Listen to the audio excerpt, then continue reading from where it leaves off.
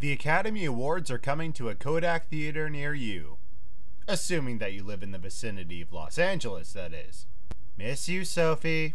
As always, you viewers love to pick my brain and discover my thoughts on the features nominated for the Oscars every year, so I decided to do so yet again. But there's one tiny issue that complicates things a little.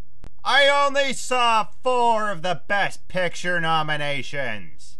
I tried especially hard this year to keep a lookout for anything with Oscar buzz, especially now that they quickly realized 10 Best Picture nominations was a ridiculous quota. And unfortunately, quite a bit slipped under my radar. So I'll still tell you my thoughts on the films I did have the pleasure of viewing in 2011 that have become the candidates for the best and brightest. And you'll get a second video about my picks for this year's Oscar snubs. First Best Picture nomination I want to talk about is Moneyball, and every time I finish analyzing this movie, whether it be for the 3rd or 4th time, it all gets broken down to a final question. Why? I'm far from one to push aside an underdog sports film at the Oscars, but that's just it. This isn't your father's underdog sports movie. It's about the manager of a baseball team who focuses on the franchise and how it revolutionizes the industry. Except in the end, it proves to be a short-lived scheme that burns out by the end of the season.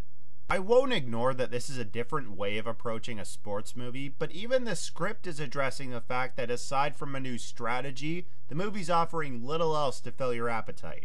The Blind Side had more merit of winning Best Picture. Brad Pitt nominated for Best Male Lead. Jonah Hill's got a better chance of winning Best Supporting Actor, and this guy's swimming with the sharks in his category.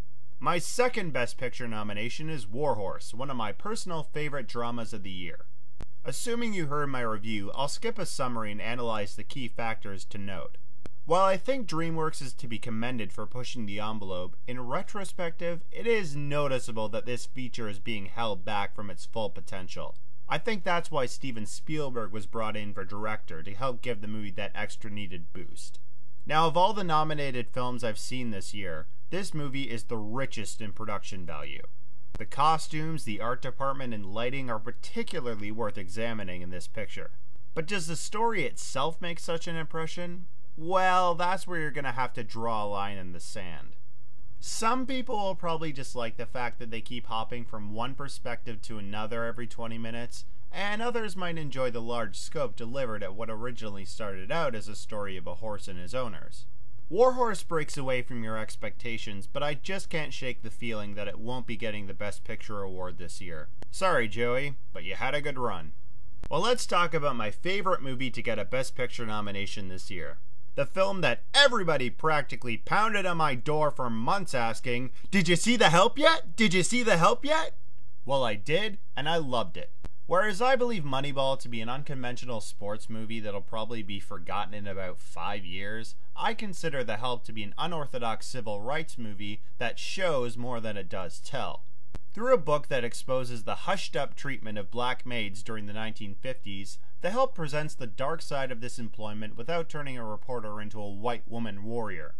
The cast is made up of actors who have gotten a lot of attention over the past 2 or 3 years, but saved some of their best performances for this ensemble.